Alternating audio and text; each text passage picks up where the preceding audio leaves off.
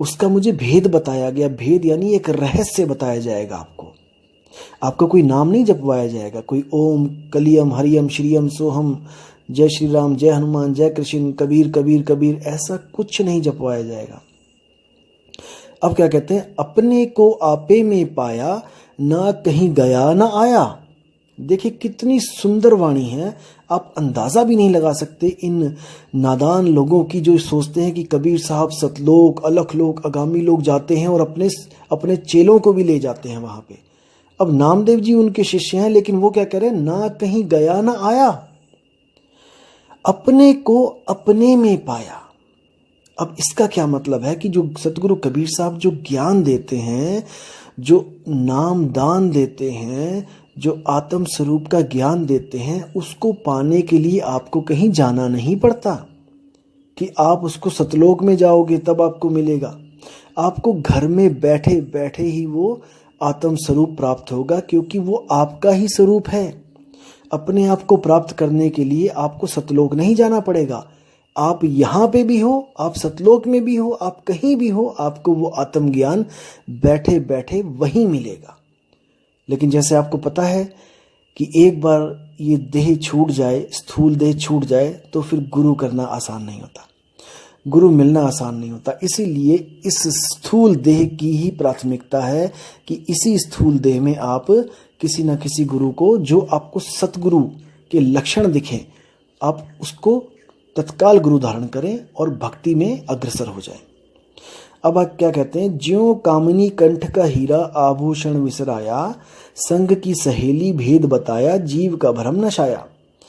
अब कह रहे हैं ज्यों कामिनी कंठ का हीरा, जैसे किसी औरत के कंठ यानी कि गले का जो हीरा है, आभूषण विसराया, उसने गले में ही पहन रखा है लेकिन वो भूल गई पहन के, और वो जल्दबाजी में अब ढूंढ रही है कि मेरा हीरा गया तो गया कहाँ।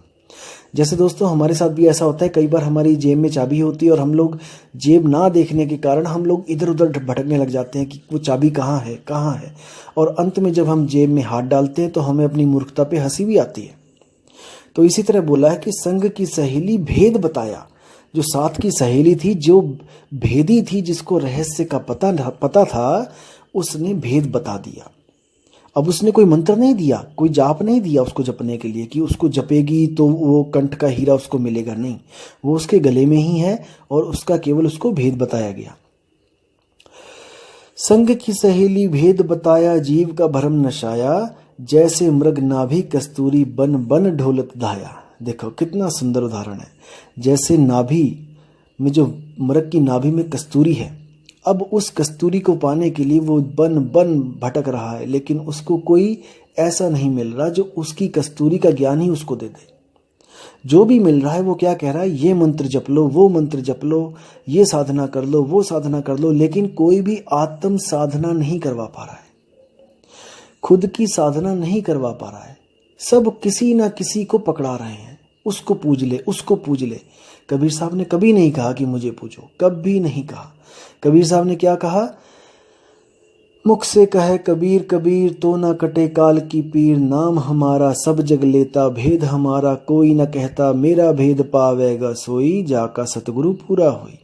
कबीर साहब कहते हैं मेरा भेद यानी कि मुझ तक पहुंचने का भेद, यानी कि आत्म स्वरूप तक जाने का भेद किसी किसी बिरले संत को पता होगा, और जिसको परमात्मा के द्वारा बताया गया होगा। ये कोई अपने से आप होने वाला ज्ञान नहीं है कि खुद से ही ज्ञान हो जाए, ऐसा कभी नहीं हुआ। वो जो उसकी नाभि में जो कस्तूरी है, वो कस्तूरी कभी भी मृग को नहीं बता सकती कि मैं नाभि में हूं। इस बात को ध्यान से रखना है, समझना है दोस्तों। आत्मा आपके पास है, आत्मा कभी नहीं बता सकती आपको कि वो कहाँ पर है। ये सब भ्रम का ज्ञान है, ये सब मनमुखी ज्ञान है, ये मन की कल्पना है कि मुझे कोई बता गया, मुझे किसी आत्मा की कृपा हो गई। आत्मा की कृपा कभी होनी होती तो युगों युगों तक हम यहीं भटक रहे हैं, हमें कब की हो जानी चाहिए थी। आत्मा की कृपा कभी किसी पे नहीं होती। आत्मा तो खुद एक सैन की तलाश में है।